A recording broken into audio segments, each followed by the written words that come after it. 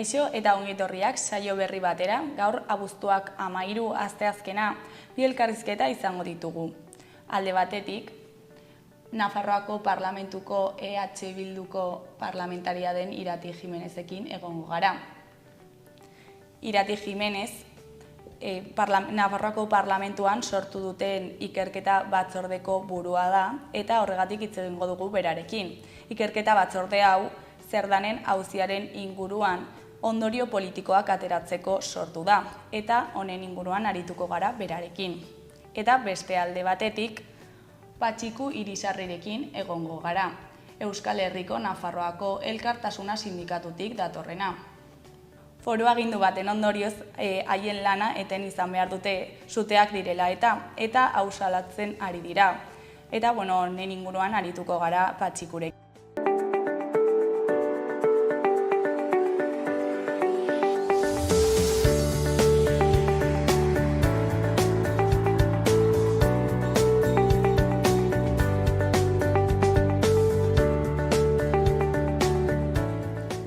Guatzen orain gaurko efemerideak ikustera. Gaurko egun batean, baina 1776an, tearen matxinada gertatu zen Aebetako Fiskil herrian. Emakume talde batek te saltzaile espekulatzaile baten denda hartu eta tea ezarritako prezioa baino garestiago saltzen zuela ikusita, emakumeak Aebetako Kongresu Kontinentalak ezarritako prezioan saltzen aritu ziren. Salmentarekin ateratako dirua dendariari eman beharrean, New Yorkeko konderriko batzorde iraultzaileei eman zieten. Aebe osoan zehar halako hainbat gertaera izan ziren 1776 eta 1779 urteen artean. Urte batzuk beranduago, 1937ko abuztuaren 13an, Tutera bombardatu zuten 3 hegazkin errepublikarrek. Arratsaldeko 6 inguru, Tupolev SB 2 hegazkin errusiar herritarren gainetik pasa 2000 metroko altueran eta 25 kiloko 9 lehergailu askatu zituen. Zentral elektrikoa, telefonoena, Guardia Zibilaren koartela eta Ebroko zubia gisako helburuak zituzten arren, ez zuten bat bera ere jo eta gutxienez 13 hildako eta 23 zauritu utzi zituzten. Euskal Herrian orotara 2042 bombardaketa izan ziren, 182 frankistek eginak eta 108 errepublikarrek. Egun berean, baina 1940an, Gestapok Kataluniako presidente Luis Companys atxilotu zuen Bretainian. Gestapok Pedro Urraca polizia frankista espainiarra izan zuen lagun, erbesteratutako agintariak ehizatzeko ardura zuen agentea.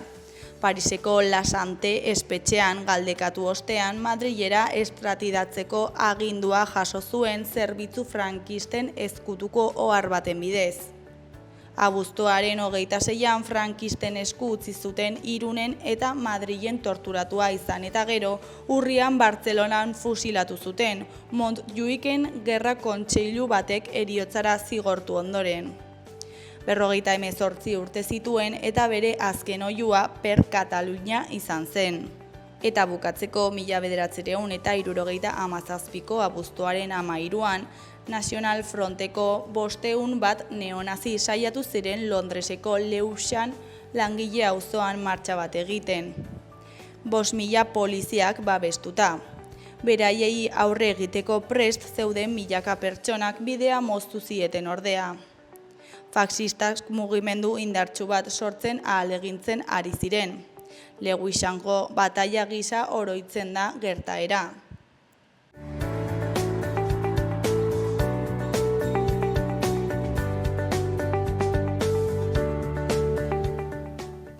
Ikus dezagun gaurko egunkarien azalek zer dioten. Diario de Noticias egunkarian horrela dio lerroburu nagusiak. 15 eta 29 urte bitarteko biztanleria 15.800 pertsonatan hazi da azken hamarkadatan. Nafarroako gazteen 26% atzerrian jaiotakoak dira. Enplegua duten 30 urtetik beherakoak 52.184 dira. Hala ere, 64 urtetik gorako 134 pertsona daude 100 gazteko. Argazki nagusian Madrilgo turista bikote bat atzo bitardietan Gaztelu plazako iturri batean freskatzen ikusi dezakegu. Honen titularrean, beroak sueten txiki bat ematen du beste egun latz baten ondoren. Donestebek 41,7 gradu lortu ditu eta Iruñak 39 graduak gainditu ditu berriro. Hori koloreko berrietan, goikoan akrobazia, umorea eta zirkua Ziudadelan. Behekoan Calvo Butinen trailera zinema aretoetara iritsi da. Eskuineko zutabean 3 berri ditugu. Alde batetik Burmuineko heriotzan Tafallako neska gazte bat itota. Beste alde batetik Zarrakasteluko zuteak 220 hektaria kaltetu ditu, 182 pinu. Azkenik Azpilikueta osasunaren errefortzuen zerrendan dago. Diario de Navarra egunkarian honela dio lerroburu nagusiak. Itxaron zerrendek gora egiten jarraitzen dute, osasun departamentuan aldaketak egon arren. 62.375 pertsona lehen kontsultaren zain eta 10.067 esku hartze baten zain. Irudi nagusian, brigadista bat suzko mihi baten aurrean ikus dezakegu, baso sutean Puerkasen. Honen lerroburuan, Espainiardia sutan. Gobernuak aurre larrialdia aktibatu du 8.000 pertsona baino gehiago etxetik aterarazita. Gorriz idatzita dagoen erdiko berrian, oso larri Bizkaiko hondartza batean erreskatatutako bainulari nafar bat. Honen beheko 2 berrietan, ezkerrekoan Ahoizek jaietan familia bati egindako erasoa salatu du. Eskuinekoan, bero bolada etengabeak atseden txiki bat eman du gaur Nafarroan. Goiko aldera bagoaz, batetik Iruña abuztuan obretan dagoen hiria. Bestetik Miguel Ángel Calvok Mr. Nadie aurkeztuko du. Bukatzeko Azpilikueta osasunaren radarean. Gara egunkarira bagoaz, titularrean lakuak Piaspeko Stratcaf parke eolikoaren proiektua geldiarazi du. Azpeitia Zestoa eta Errezilgo udalek positibozat jo dute proiektuari ingurumen inpaktuaren adierazpena ukatu izana. Argazki nagusian uretan dauden 2 pertsona ditugu. Honen titularrean 50.000 migratzaileek gurutzatu dute martxako kanala urtebete eskasean. Eskuin goiko aldean 2 berri daude, batean Zarrakastelun 220 hektarea erre dira, Izarberbarren baino gutxiago. Bestean, Israelek propaganda egin du Gazako gosetea estaltzeko. Berria egunkarian berriz, titularrean Piaspe parke eolikoaren aurkako taldeek posez hartu dute proiektua gelditzea. Azpeitiko Zestoako eta Errezilgo udalek ontzat jo dute Jaurlaritzak ingurumen baimena ukatzea. Irudi nagusian sua itzaltzeko lanean jarraitu zuten atzo helikoptero bidez Zarrakastelun eta horren une bat dugu. Titularrean, sutea itzali ez bada ere Zarrakasteluarrak lasaiago daude. Zuitzaileek kontrolpean dituzte garrak eta haien lana eskertu dute herritarrek. Sutearen ondorioz telefono estaldurarik gabe gelditu dira herritar asko 3 egunez. Goiko aldean Andrea Aldarregia dugu, instriputik osatuta, kantxara bueltan. Beheko aldean 5 berri ditugu, batetik AEBek eta Txinak beste 80 egunez luzatu dute mugazergen gaineko tregoa. Bestetik Israelek gogor jodu Gaza hiria ura okupatzeko asmoa iragarri ondoren. Jarraian 3 udako serie ditugu. Politikari oiak seriaren 2. atala, artea sortzen den lekuak seriaren 2. atala eta gure garaian izenekoen lehenengoa. Euskal Herria irratiari dagokionez, titular nagusian Eduardo Ibero Jala Nafarroakoaren arabera, isiltasunak konplize egiten zaitu, aldiz kalean egoteak Palestinarren ahotsa altxatzea laguntzen du. Erakundeak eta agintariak behartu behar ditugu Israelekiko edozein harreman etetera. Argi eskatu du Eduardo Ibero Jala Nafarroa taldeko kideak. Marraren zein aldeetan egon nahi duzun erabakitzea erraza da. Isiltasunak genozidioaren konplize bilakatzen zaitu, uste du. Norbanakoek Palestinako elkartasuna adierazteko kaleak hartzen segitzea ezinbestekoa dela iruditzen zaio Iberori eta Israel bakartzeko. Eskuineko berrietan, goikoan, Anai Teietxearen arabera, Hilarion Eslaba goi mailako konposatzailea izan zen. Anai Teietxea musikari gazteak Hilarion Eslaba konposatzailearen oboe eta adar ingeleseko lanak egokitu, moldatu eta grabatu ditu. Biak ala biak burlatarrak. Bata 1807 urtean jaioa, besteak 25 urte bete ditu. Anai Teietxea Euskal Herria Irratian izan dute. Zaragozan egin zituen goi mailako ikasketak. Egun Amsterdamen bizi da, oboe irakaslea da. 2 pieza musikal jo ditu zuzenean. Behekoan, farmazialaria den Peio Iturriaren hitzak ditugu. Medikamentu batzuen albo ondorioak gidatzeko arriskutsuak izan daitezke. Trafiko istripuen 5% sendagaien kontsumoarekin lotuta dago. Honen inguruan eta botikak alkoholarekin uztartzearen arriskuetaz aritu zaigu Peio Iturria farmazialaria.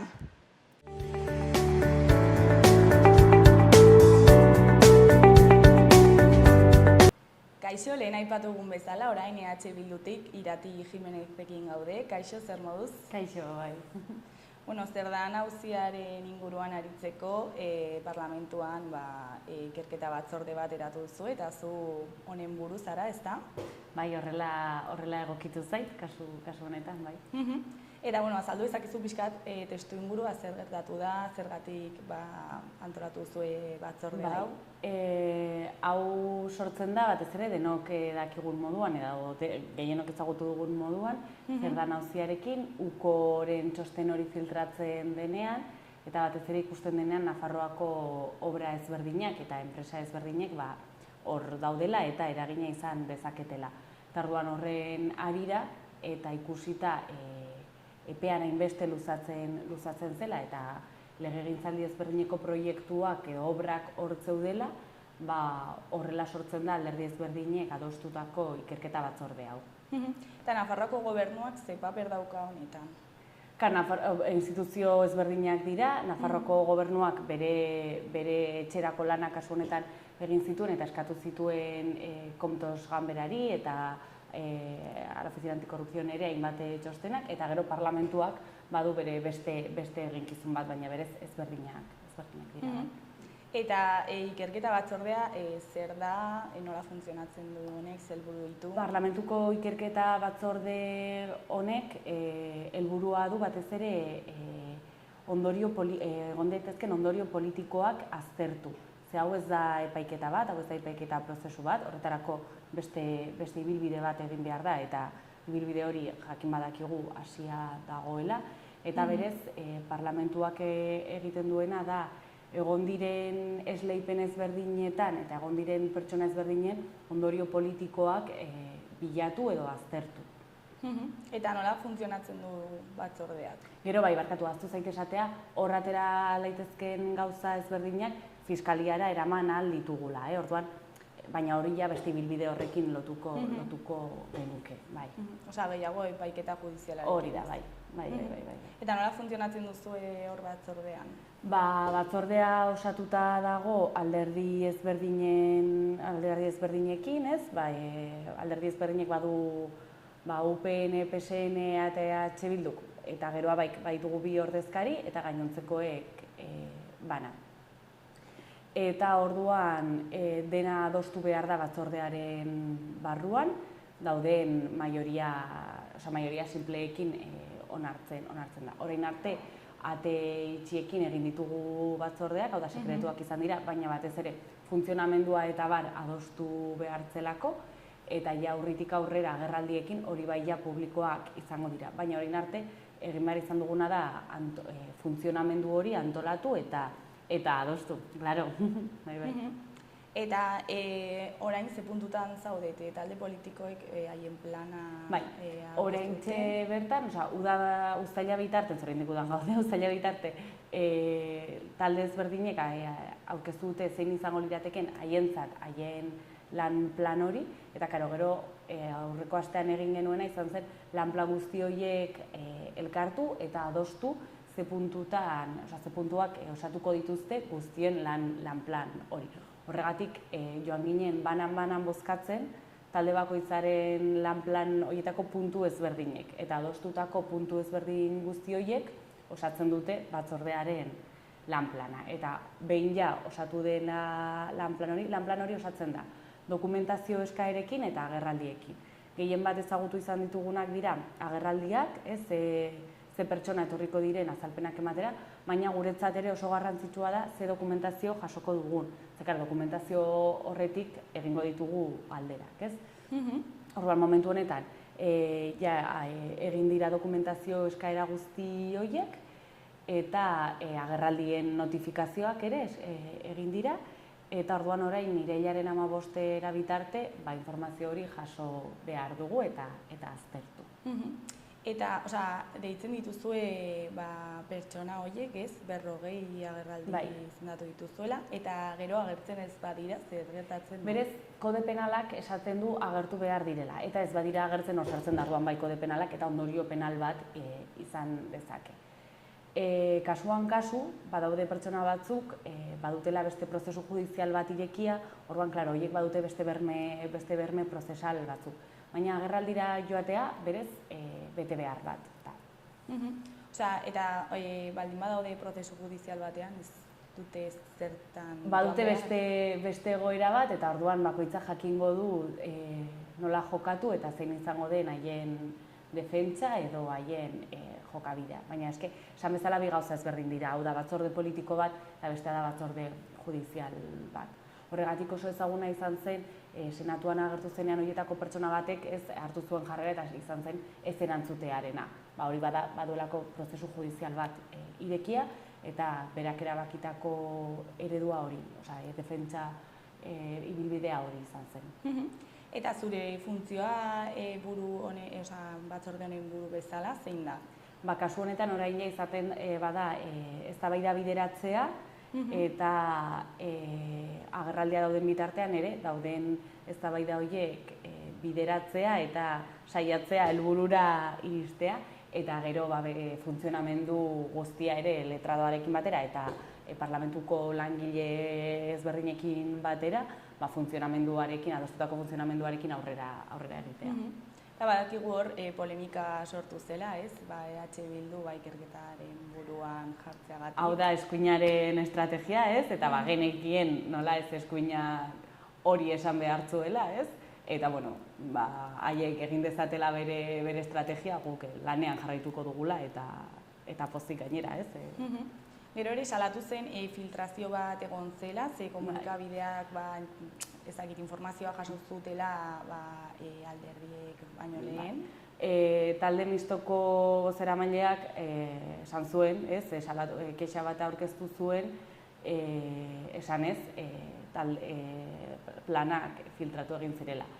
Baina hau bada funtzionamendua ez ulertzearen ondorio bat. Ze kasu honetan, alde batetik, talde parlamentario gehienek ere lan plana publiko egin zuten, ordaina publikoen bitartean medio komunikabideek badituzte hor. Eta gero bestalde, parlamentutik egin zena zen jasotako lan plan guzti horiek dugun plataforma batean eskegi. Eta gero talde bakoitzak egiten du berarekin nahi duena, baina hor ez da batzordearen ezer, talde parlamentarioek egin zezaketen nahi zutena. Orduan, gure partetik azaldu genion, ez zela filtraziorik egin, eta hurrengo batean kexa bat baldin badu mesedez ganoraz aurkeztea. Baina, publiko izan da, egia esan da, ez da filtraziorik egon behar. Klar, eske publiko, talde bakoitzak publiko egin zuen prentsabarren bitartez, edo kasu batzutan ere, lan plan hori berez eskegi zuten, hainbat toki ezberdinetan. Eta gero, adibidez, agerraldiak publikoak izango dira? Bai, agerraldiak eska dezakete pribatua, sekretua izatea. Baina momentuz ezakigu, baina berez, a priori publikoak izan behar dira. Eta gero, 40 agerraldi horietaz aparte, informazio hori jaso zenuten. Gero, informazio honekin zer egiten da, imaginatzen dut gehiago jasoko zuela eta hori dena kudeatu behar duzuela. Hori aipatu genuen batzorde hau, batzorde bizi bat dela, eta horrela ulertu nahi genuen, eta berez jasotzen dugun informazioarekin eta agerraldietan aterako den informazio ezberdinekin aurkeztu dezakegu, eskatu dezakegu informazio gehiago edo proposatu dezakegu beste pertsona batzuk agerraldira, batzordera etortzea. Baina hori ja, kasuan kasu ez, eta ikusita ze informazio eta ze jasotzen dugun, eta ze informazio esaten duten agerraldira joaten diren horiek. Eta uste duzue lan handia izango duzuela? Eskatutako informazioa ikusita, bai, dena informazio hori guztia jasotzea, ordenatzea eta barneratzea izango da iraila honetako lan sakona eta gogorra izango da, bai. Eta pentsatu zuen nola banatuko duzuen lana? Orain irailaren 22 arte talde bakoitzak aurkeztuko du zein den haien agerraldiaren ordena, hau da, ze pertsona nahi duten hasiera, lehendabizikoak etortzea eta zein bukaerara, baina hori baita ere, lehen esan bezala, batzordeak onartzen du. Orduan bozkaketara joango da, eta bozkaketa hori ateratzen dena izango da horren ordena. Eta orain, zeintzuk dira hurrengo pausoak eta noiz bukatuko du batzordearen? Hori orain esan bezala informazioa jaso behar dugu, eta orduan jasotzen dugun heinean joango gara aztertzen. Irailaren 22an okerrez banago elkartuko gara, irailaren 22 arte talde bakoitzak badu bere ordena aurkezteko epea, irailaren 24an izango dugu beste batzorde bat, eta hor bai aterako da zein izango den agerraldien ordena eta egon baldin badago ze informazio gehiago eskatuko dugun, eta kalkulatzen dugu ze hor badago ere epe bat urriaren 14an asteaia agerraldiekin. Kalkulatu dugu ikusita zenbat pertsona ditu diren, aste bakoitzan, aste arte eta aste azkenetan egitea batzordean. Eta horrela, hasieran onartu zen bezala, bukatuko genuke azaroaren 30 baino lehen. Baina ikusiko dugu luzatzen den ala ez. Eta hori bai, urriaren 14tik azaroaren 30 bitarte, aste arte eta aste azkenetan agerraldia. Joango da jendea pasatzen parlamentutik. Eta agerraldi horiek finkoak dira edo jende gehiago sartu daiteke prozesuan ikusten baldin baduzu agian? Bai, beste pertsona, taldeek ala eskatuta eta taldeek ala onartuta, beste pertsona gehiago sartu ahal dira eta ziurrenik ikusita sartuko dira.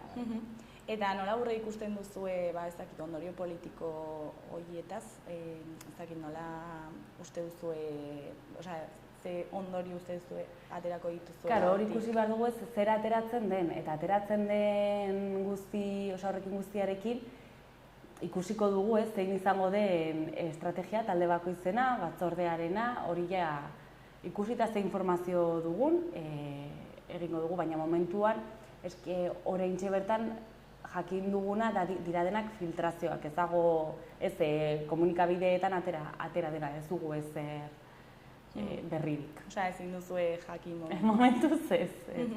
Eta zu batzordeko burua izan da, zer da espero duzuna ikerketa batzorde honetan? Batzorde buru bezala izan da, eta hau bai aipatu izan dut eta eskatu izan dut, mesedez talde ezberdinei ganoraz ibiltzea, lan txukuna egitea, eta benetan duen garrantziari erreparatzea, eta ez ezala antzerki bat izan. Eta mesedez, txukun eta zintzo lan egitea.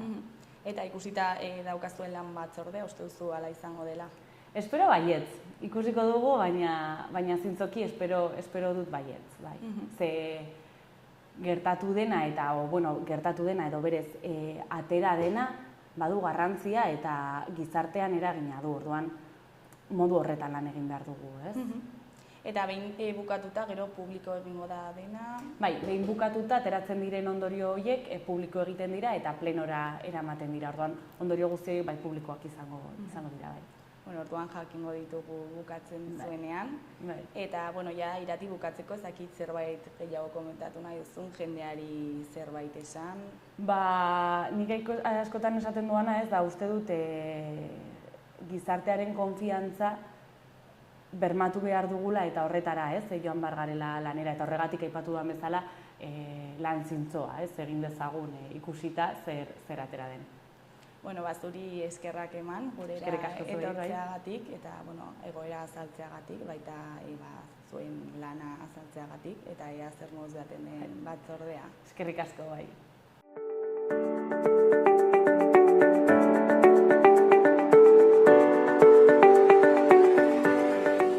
Gaurko eta biharko eguraldiaren iragarpena ikusiko dugu orain. Gaur, temperatura nabarmen jaitsiko da. Beherakada batez ere barnealdean nabarituko da. Bertan, balio altuenak 31 eta 34 gradu artekoak izango dira. Hegoaldean zertxobait altuagoak izango dira eta kostaldean ez dira 30 graduak gaindituko. Hau da, gaur temperatura oraindik altua izango bada ere, alde handia nabarituko dugu. Hodei gehiago agertuko dira, bero hodeiak ere, eta han-hemenka zaparradak botako ditu. Goizean goiz, hegoaldeko haizea bitxi ibiliko da, baina orduek aurrera egin ahala haizeak ipar-mendebaldera egingo du, lehenik kostaldean eta gero gainerakoan. Ostegunean giro eguzkitsuagoa izango da eta temperatura pixka bat igoko da, bereziki hegoaldean. Goizean goiz lainoa sartuko da eta Kantauri isurialdean behe-hodeiak agertuko dira, baina goizean hodeitza saretuz joango da eta eguerditik aurrera eguzkitsu geratuko da. Arratsaldean berriro hodeiak ugarituz joan daitezke. Hegoaldean goizetik eguzkia izango da protagonista eta bertan maximoek gora egingo dute, 35-36 gradura hurbilduz. Ekialdeko haizea ibiliko da, arratsaldean Kantauri isurialdean ipar-ekialdeko haizea gailenduko da.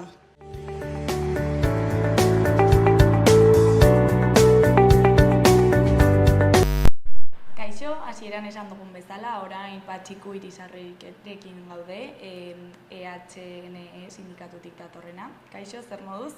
Ongi. Orain lan egin ezinik, ez da?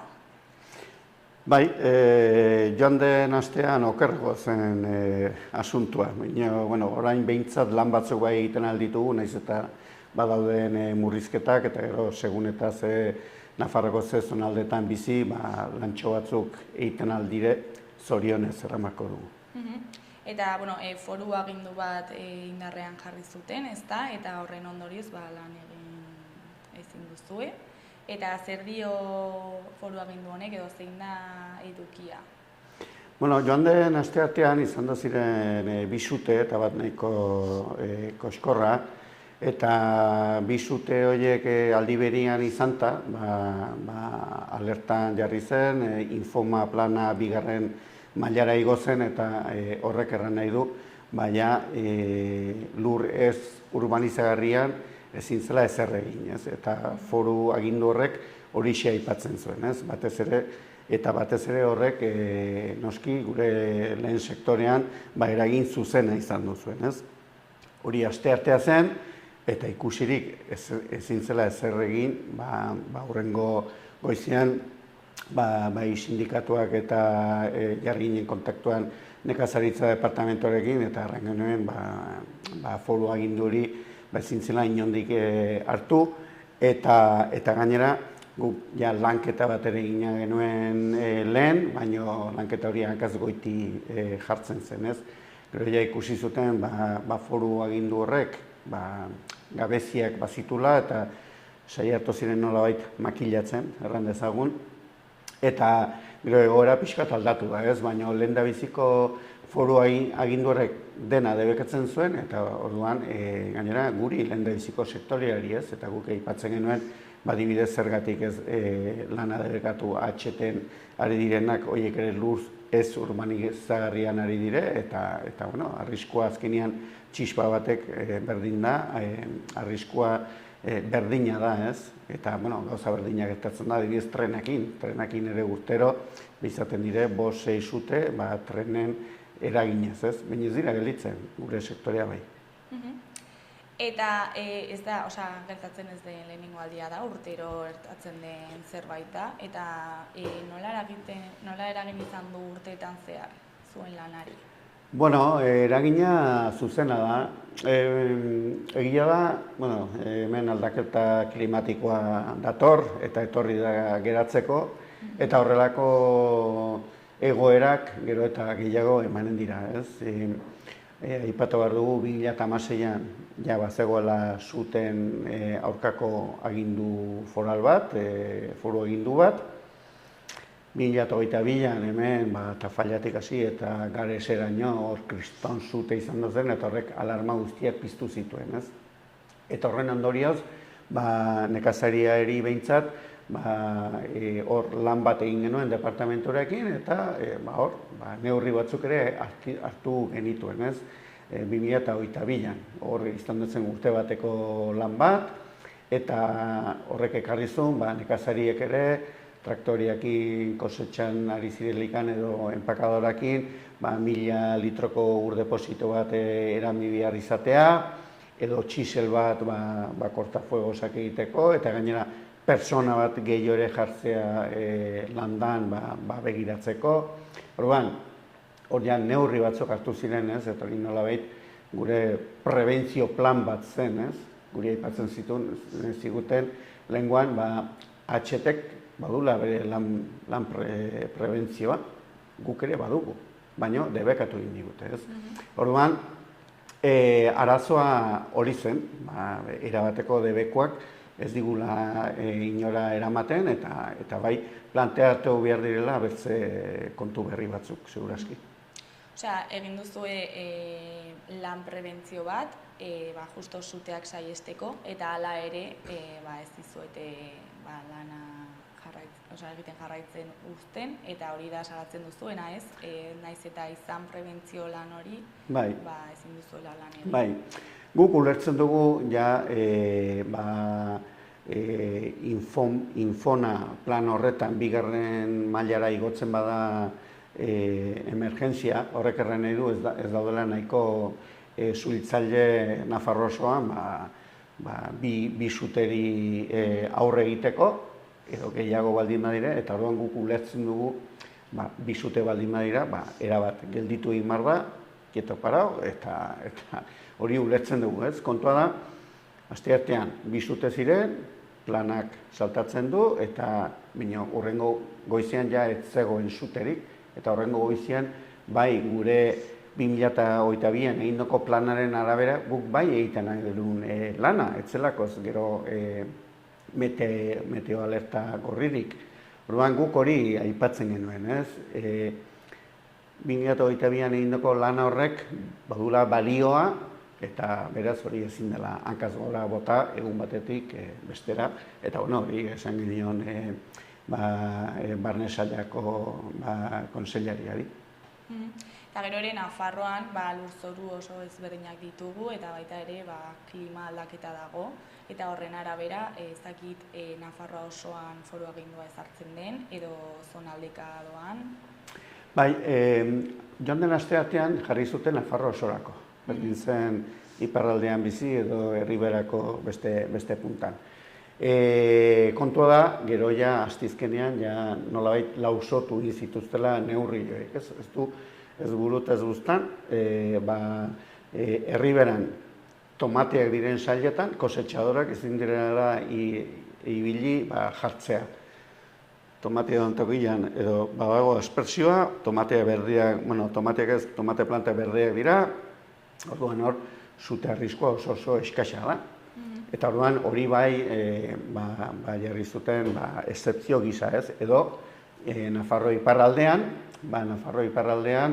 belarra egiteko debekua zegoen, eta belarra berdea da, lehortu, eta gero handagoen humedadea, joan den astean, iaia goizero batzegoen intza, eta orduan hor zute arriskoa oso txikia da, ez? Orduan hor agindu foral horreri joan den ostiralean beste buelta bat eman zioten, eta azkenean gelditu da debekua, lastoa den tokian, lastoa ezin dira fardoak egin, eta ezin da kosetxatu. Hau da, noski, orain abuztuan gaude, usta gehiena bilduta dago, baina, neurri honek, hau, gertatu baldin zen horren dela 1000 hilabete, ez dakit nik zer nolako erantzuna izanen zuen gure kideen aldetik. Eta erabaki honek poltsikorako zer eragina dauka? Bueno, poltsikorako, gu gehienak ez, iaia denak autonomo gara, eta orduan ezin badugu lanekin, poltsikoan ez da dirurik sartzen, ez. Hala ere, bueno, joan den astean ezin ziren lastoa kargatu kamionetan ezin zen saldu, ezin zen lanik egin, orain bai, orduan, bueno, arindu eginda nolabait, eta gero lehen aipatu tomatearena, ez? Tomatea ez jasotzeak ez duela nahi nekazariak kaltetu ateratzen denik. Baizik eta konserberak ez dute tomaterik jasotzen, konserberako langileak ez dakit, ez dute lanarik, orduan da kate bat, ez? Ez da bakarrik gure sektorea propioa, baizik eta horrek ere gero baditu beste ondorio batzuk, ez? Orduan kalte ekonomikoak ez bazuten mugitu agindu forala ora, aste batez izaten altziren, milioi batzuk izanen ziren, bai. Eta guztak ez baldin bada Guztak, galtzen da, ez? Jarraituko dugu tomatearekin. Tomatea ez baduzu momentu egokian biltzen, ura ezin duzu publikoan saldu, eta automatia horrek jo markozun, zumora, zumo egitera, dutena erlako horrek ekartzen duen galerakin ez. Eta lehen, komentatu dugu prebentzio plana egin zenutela, zein da honen edukia, zer bandu zen duten honetan? Bueno, gure kasuan, lehen egiten antzerun lana zuk nahi zenulik eta nahi zenitun orduak, ez? Kontua 2022tik aurrera, jarri ziren meteoalertak, hau da, segun eta ze temperatura egiten zuen, orduan neurri batzuk hartu behar zenitun, ez? Orduan, 37 gradu arte, ez dago meteoalertarik, eta zuk egiten alduzu lana egun osoan. 37tik 39ra meteoalerta horia da, egun osoan egiten alduzu lan, baino behar duzu traktore bat, txisel batekin, edo traktore bat 1000 litroko ur deposito batekin, eta persona bat vigilatzen, nolabait, begiratzen, kosetxadorak edo enpaketadorak zu hartzen alduen edo ez. Alik eta azkarren hori, zu hori itzaltzeko edo saiatzeko behintzat, ez? Eta gero, 39tik 41era, orduan jada alerta laranja, orduan eguerdiko biak arte egiten alduzu lan, ari gara helikan 39, 41, segurazki egun horretan, goizean, egiten ditu 30 gradu, eta orduan hor lan egiten alduzu, eta egun erdian behintzat, kentzen alduzu zure ustaren zati bat, ez? Eta gero denak ulertzen genuen, 41 gradotik aurrera, hori alerta gorria zela, eta orduan egun horretan ezin dela lanarik egin, ez? Eta hori sektoreak onartu zuen, gainera sektoreak azkenean 1000 litroko ur deposito bat, gehi bere bomba, noski, gero ura botatzeko, horrek baditu bere gastoak, hori bere gain hartu zuen sektoreak eta onartu izatu da, ez? Jende bat ere gehiago izatea begira horrek ere badu kostu bat, eta hori onartu egin genuen, ez? Eta hori da, horiek dire guk hartzen ditugun neurriak, prebentzio neurriak. Eta badago jendea, gau ez egiten duela lan horretan, bero handiago, aizain handiago. Lehen bazegoen gau ez egiten zuenak, zeren gau ez ere igual baldima ziren 30 gradoko temperatura, granuak ez zeukan humedaderik, orduan bildu egiten alzenuen, eta gero horrengo egunean kooperatibara eraman, ez? Orain bakarrik egiten alduzu arratseko 12 arte lan. Zergatik, zeren horrela aipatzen zuten, gauez gertatzen bada sute bat, suhiltzaileak ezin dituzte erabili helikopteroak, eta orduan hor arriskua nolabait areagotu egiten da, eta orduan hori zen beste neurri bat ere bai, ez? Gaueko 12an gelditzea. Eta salatzen duzuen beste gauza bat da, esan duzuen bezala lehen, zuei foru agindua aplikatzen zaizuela, baina beste sektore batzuetan ez dela aplikatzen, adibidez HT-ko lanetan, ez? Bai, Bai, hori ere aipatu genuen, ez? Lehendabiziko gauza, noski, lur ez urbanizagarrian lana nork egiten du, nekazariak. Bistan da, nekazariak eta gero mendietan aritzen direnak, ez? Baina, gero, badira hainbat eta hainbat obra publiko, lur ez urbanizagarrian ari direnak. Eta ez zuten inondik inora aipatzen karretera bazterra garbitzen ari direnak ere gelditu hartzutenik, horiek ere txispak ere egiten aldituzte, ez? Orduan, hortikan pixkate gure aserrea, ez? Lehenbiziko gauza, gu geldirik, bai, eta besteak, hori da, ez? Eta gero, Nafarroko osasun arloko departamentoan Instituto de Salud Publikak berak emaiten ditulikan gomendioa, beroangatik, ez du debekatzen langile batek gelditu inbar dugula 40 gradotan. Hori igual esan zen normalena. 40 gradotan kale garbitzen, kriston hostia hartzen aduz, hori biztan da. Bino ez du debekatzen. Eta gertatu izan da, ere. Gertatu izan da, atzo, hildire bilagun, kanpoan lanian ari zirenak, hildire bero golpe bat eman da ez, baina lan horietan ez dute debekorik jartzen eta gure sektorean aldiz bai, orduan hortikan gure kejare bai, ez. Zergatik uste duzue dagoela desberdintasun hori? Bueno, biztan da, eta hori ikusi da, eta ikusiko da estadistikatan, zute haunitz ere, eragiten dituzte kosetxadorak eta enpaketadorak. Hori horrela da, eta hori datuak hor daude. Bakarrikan ja, azkeneko 3 urtetan hartu ditugu ja guk ere neurri gehiago, hori ez gertatzeko, ez? Eta behar da, igual da hori erraxena, ez? Bueno, ikusi dugu, asteburu honetan ere, Kaparroson izan da zute bat, hor nekazari guztiak geldirik ziren, baina zutea itzaltzeko, nekazariak jarri dire berriz ere martxan, berein traktoriekin, berein txisilekin, nolabait, zu hori ekontzeko bere toki horretan, eta ez hurbiltzeko herrietara, ez? Azkenean, erran beharra dago, nekazariak direla lehendabiziko interesatuak, zuterik ez izateko, zeren normalki, sua izaten bada, bere lurrak ere su hartzen dute. Eta hori da guk lehendabiziko gauza nahi ez duguna. Horrengatik gure gara lehendabizikoak zute bat baldin bada, ara joateko eta suhiltzaileen aginduetara jarri, eta zer lan egin behar den, ura egin eta alik eta azkarren zute kontrolatzeko. Eta partikularrek ze paper daukate honetan ere? Ze orain, ezakit, landa eremuetako turismoa igo egin da, ezakit beste turismo mota batzuk egiten dira, eta agian ere suteak piztu daitezke ez? Bueno, bai, gertaliteke horrelakoak. Baina, adibidez, landa eremuan badaude hainbat eta hainbat toki barbakoak eta egiten dituzu, baina horrelako kasuetan lehendabiziko gauza egiten dena da, toki horiek itxi.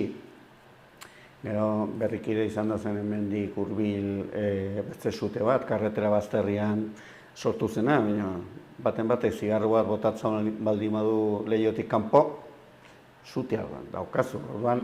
Hor da dei bat egitea, ez bakarrik nekazariei, baizik eta oroar gizarteari, kasu hauetan kontu handi zibili behar dugula denak. Akaso orain igual egin beharko zen ere gizarteari bideratuta prebentzio plan bat? Bueno, prebentzio planak eta hasi dira egiten udaletan eta hasi dira egiten horrelako prebentzio planak eta zute bat baldin bada nola parte hartu, zu ezintza joan zute batera zu bakarrik eta hasi itzaltzen hori imarda modu koordinatu batean eta hori da suhiltzaileen bitartez, horiek izaten dituzte beraien buruak eta beraiek badakite zute bat nola aurre egin, ez? Orduan, beti jarri bat zera beraien esku eta alduzun guzia lagundu. Eta zuen gertakarira bueltatuta, noiz uste duzue bueltatuko zaretela lanera? Ez dakit, aste hau oso horik ematen du oraindik alertan jarraituko dugula. ez dakit noiz gertatuko den hori, nahi duguna da, alik eta azkarren izatea, ez? Gero kontua da, bueno, hor ja malgutasun neurri batzuk ere hartu ziren, orduan nekazariek ere lehendabiziko lur prestaketatan eta aritzen aldire lanean, eta orduan horrek nolabait arindu egiten du egoera, ez? Baina, bueno, oraindik bada, badiro zati batzuk kosetxatu gabe, eta horiek prisare izanen dute, zeren gero granu ere pasatzen da, eta, bueno, badira horrelako egoera partikularrak, ez? Baina aste honetan ikusita zer nolako zenbaten duen denborak, ikuste horrengo larun bat igandia, aste oso bat omarko dugula geldirik. Eta, bueno, kaleratu zen duten prentsa ohar bat, usalatzeko, ez, egoera hau, eta ez dakit erantzunik jaso duzuen, ez? Bai, agindu forala aste artean atera zen, guk ostegunean ingenuen elkarretaratze bat, usalatuz, eta ostiralean egin genuen bilera bat, bai nekazal departamentokin eta bai barne sailakin ere bai.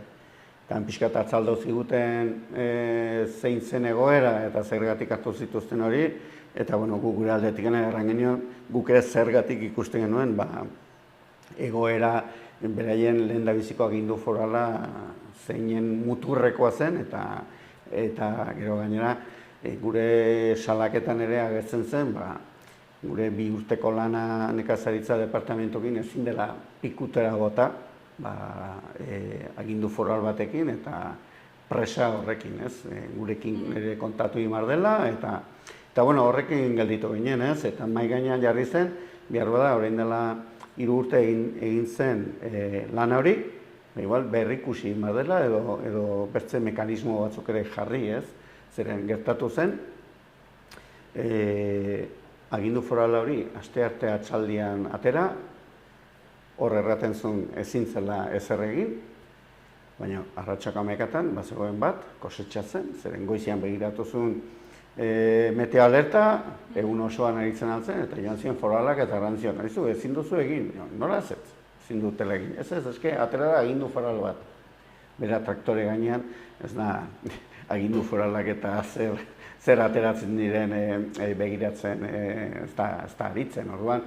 Hor bai aipatu genion, komunikazio arloan ere lan bat egin behar dutela, edo gure bitartez, sindikatuen bitartez, edo beste modu bat, baina beraiek ateitzen dituzte komunikazio horiek sektorera ailegatzeko, komunikazio kanalak eta ireki behar direla, ez? Eta horretan ados zeuden. Azkenean, egon barzara hor, foru legea ikusten egunero. Gero egia da gaur den egunean, WhatsApp taldeak eta funtzionatzen dutela. Azkar, baina, batzuk zu traktorian bazaude, ez zaude ere WhatsAppari begira egoten egun oso ere, ez? Orduan, hor bai ikusten genuen gabezi bat. Edo moda jendea ez duela Edo ez duela WhatsApparik, edo ez duela koberturarik, landa ere moan gertatzen dena, behin gehiagotan, koberturik ez izatea. Eta, horixe gertatu zen. Hau da pixkat egoera, ez? Mila esker zaltzeagatik. Eta ez dakit zerbait gehiago komentatu nahi duzun, horrela bukatzeko? Ez, batzutan, hartu behar dire presazko neurri batzuk, baina neurri horiek hartzeko 6 ordu pasatu ziren, eta 6 ordu horietan inorretzen jarri kontaktuan nekazaritza sindikatuekin adibidez, konsulta bat egiteko bederen, ez? Orduan, hor bai berriz azpi marratu genuen komunikazio hori beste modu batean imartzela. Primeran patxiko, mila esker gurera etortzeagatik, zuen egoera plazaratzeagatik, eta laizter bueltatzen zareten lanera. Eskerrik asko eta ikusiko dugu, eta behar bada berriz etorriko honat bertzea argibideak eman behar baldin badira. Nahi duzuna. Ondo segi. Venga, aio.